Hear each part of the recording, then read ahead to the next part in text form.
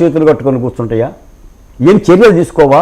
నేను అడుగుతున్నాను. ఇప్పుడు పవన్ కళ్యాణ్ గారు ఉప ముఖ్యమంత్రి, పోనీ సంధ్యా సంఘటన ఆంధ్రప్రదేశ్లో జరిగిందనుకోండి, పవన్ కళ్యాణ్ గారు ఇలా స్పందించడా? వదిలేస్తాడా? మేనల్లుడని వదలడుగా. ఎలా వదులుతాడు? చట్టమే కదా. అయినా ఈ రోజున మేము మీకు నోటీసులు ఇస్తారు, నోటీసు సమాధానం చెప్తారు. ఒకవేళ బెయిల్ రద్దు అయితే మళ్ళీ మీరు బెయిల్ వెళ్తారు. ఇప్పుడు కింది కోర్టు ఉంది, మధ్య కోర్టు ఉంది, సుప్రీంకోర్టు వరకు ఉంది. మనం ఆంధ్రప్రదేశ్లో చూడటల్లా. అయినా మీరేంటి అరెస్ట్ చేస్తారంటే ఎవరిని అరెస్ట్ చేశారండి? పేరు నాన్ని అరెస్ట్ చేస్తారు, కొడాలి నాన్ని అరెస్ట్ చేస్తారు. ఎవరిని అరెస్ట్ చేశారు? నోటీస్ ఇస్తాం.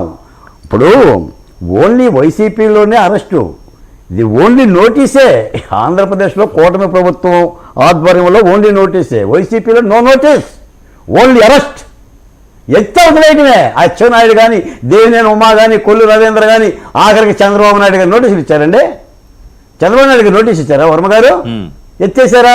ఈ ఎత్తేసారనే పదం ఎక్కడిదని మీరు తర్జుమాడుతున్నారు. జగన్మోహన్ రెడ్డి గారి పదమే.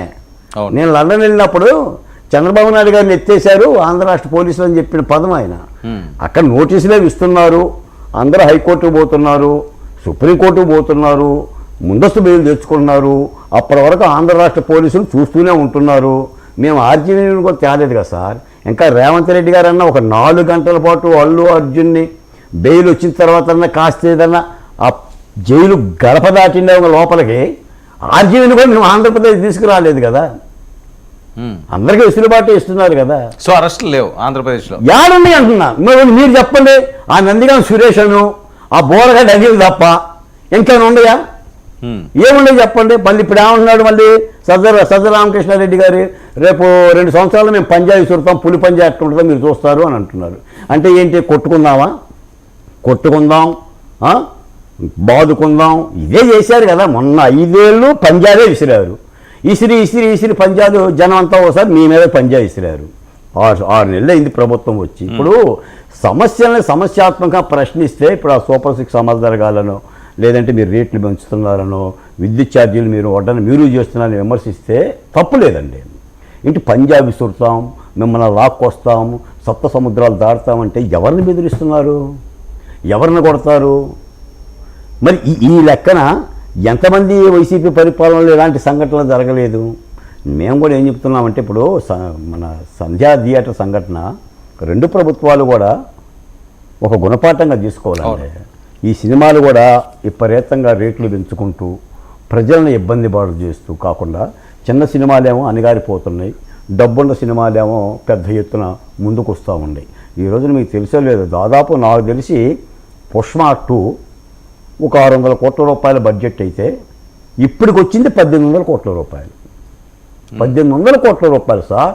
300 రూపాయల టికెట్ 1300 రూపాయలకి 2 రాష్ట్ర ప్రభుత్వాలు వచ్చినాయి సార్. నిజానికి సినిమాలో పోతే తల్లిదండ్రులు లేకుండా సినిమా పోతారు పిల్లలు, మళ్ళీ తండ్రి పక్కనుంటే ఆ సినిమా చూడలేవు. అవును, పిల్లగాలు లేనప్పుడు తల్లిదండ్రులు పోవాలి, తల్లిదండ్రులు లేనప్పుడు పిల్లగాలు పోవాలి. అక్కడ ఏ సందేశమో లేదు.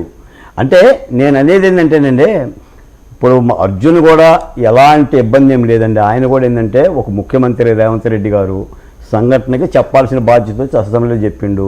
ఒక 2 మాటలు అల్లు అరవింద్ గారు కూడా ఒక బాధ్యత కలిగిన మా ఫ్యానే చనిపోయిందని చెప్పేసి మేము పశ్చాత్తాపం ప్రకటిస్తున్నాం. 2 కుటుంబాన్ని ఆదుకుంటాం, భవిష్యత్తులో ఎలాంటి సంఘటన జరగకుండా ఉంటామని చెప్పి 3 మాటల్లో తేల్చాల్సిన ఈ యొక్క పంచాయతీని మరి దీన్ని సాగదీసుకుంటూ రాజకీయాలు అవుతున్నారు. అవసరం ఆంధ్రప్రదేశ్ నుంచేసి మా వైసీపీ పార్టీ కూడా రంగప్రవేశం చేసి, వర్మ గారు ఈ మాట విన్నారా? అసలు తెలుగు ఇండస్ట్రీని ప్రపంచ స్థాయికి పెంచుతుందంటే అర్జున్ గారు కళ్ళు గుట్టి రేవంత్ రెడ్డి అరెస్ట్ చేశారని చెప్పి మాట్లాడుతున్నారు. అసలు దీనికెక్కడ పోలిక, దానికెక్కడ పోలిక? అయినా అల్లు అర్జున్ ఆమెను వైసీపీ పార్టీ దత్తత తీసుకుందా ఏంటి? అంటే వాళ్ళ మామ పనికి రాలేదు, మీకు మేనల్లుడు పనికొచ్చాడా? ఎలాగనే ఉంటుంది. రెండో అంశం ఏంటంటే, ఇప్పుడు మన పేర్ని నాని గారు కూడా విచారణకి వెళ్ళాలండి. ఇప్పుడు ప్రభుత్వం ఏదైనా నోటీస్ ఇస్తే, పోలీసులు ఏదైనా నోటీస్ ఇస్తే, మీరు చట్టబద్ధమైన మంత్రులు అయ్యి ఉండి మీరు పదవులు వెళ్ళినోళ్ళు మీరు కూడా వెళ్ళబోతే ఎలా అండి? మీరు నోటీస్ ఇవ్వకుండా కోర్టుకు వెళ్ళిపోయి మీరు బెయిల్ ఉంటే. రెడ్డి గారు పులివెందుల ఆయన జగన్మోహన్ రెడ్డి గారు వెళ్ళారు.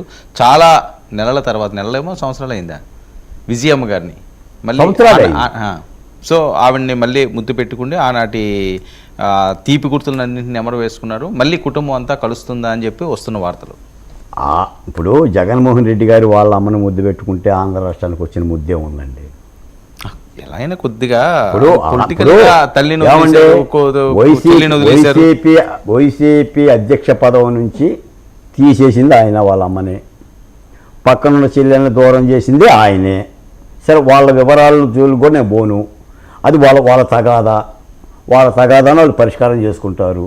ఒక మాట ఏంటంటే ఎంత తిట్టుకున్నా ఎంత అరుచుకున్నా కూడా తల్లిదండ్రులు అనేది తల్లి దగ్గరికి కొడుకు పోవటం అనేది, కొడుకు దగ్గరికి తల్లి రావటం అనేది కామనం. ఆమె పెద్ద వయసు, ఇప్పుడు ఈ వయసులో చెల్లెలో కొడుకు ఈ విధంగా అరుచుకుంటుంటే, ఇద్దరు బిడ్డలు అరుచుకుంటుంటే ఆ మాత్రం ఏం చూస్తుంటుంది. మళ్ళీ ఏకమయ్యారు అనుకోవచ్చా? ఇప్పుడు ఆయన లేఖ రాశాడుగా వర్మ గారు, ఇప్పుడు షర్మిలారెడ్డి గారికి లేఖ రాశాడు కదా, ఆస్తులు